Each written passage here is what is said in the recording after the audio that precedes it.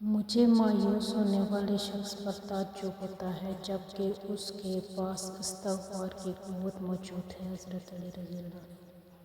حضرت علی رضی اللہ عنہ نے فرمایا، عقل مند اپنے آپ کو پست کر کے بلندی حاصل کرتا ہے اور نادان اپنے آپ کو بڑھا کر ذلت اٹھاتا ہے۔ المیہ یہ بھی ہے کہ آج کل پڑھائی صرف اچھا نوکر بننے کے لیے کی جاتی ہے، نہ کہ اچھا انسان بننے کے لیے۔ لفظ کبھی واپس نہیں پلٹتے اور ہم کچھ نہ کچھ ایسا ضرور کھو دیتے ہیں جو ہمیں پھر کبھی نہیں ملتا۔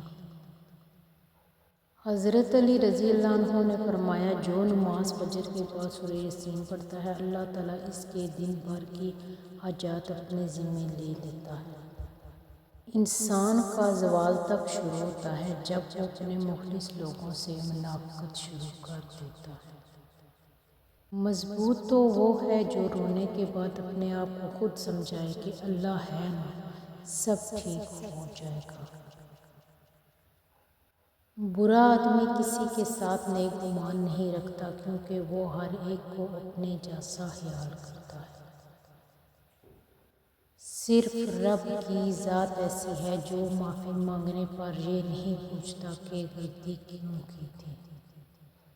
ان تمام تعلقات کو کاٹ کر پھینک دینا چاہیے جن میں انسان نیچ ہو، غلام ہو، حقیر ہو اور نظر انداز کیا گیا ہو۔ غلط چیزیں تب رونما ہوتی ہیں جب آپ غلط لوگوں پر بھروسہ کرتے ہیں۔ جو کھویا ہے وہ میری نادانی تھی، جو پایا ہے وہ میرے رب کی مہربانی ہے۔ انسان جب تکلیف پر رونے کے بجائے صرف مسکرا دیا کرے تو اس وقت سمجھ جایا کرو کہ وہ صبر کے آخری درجے پر ہے۔ کسی ایک کا پیچھے ہٹ جانا بڑی تباہی سے بچا سکتا ہے۔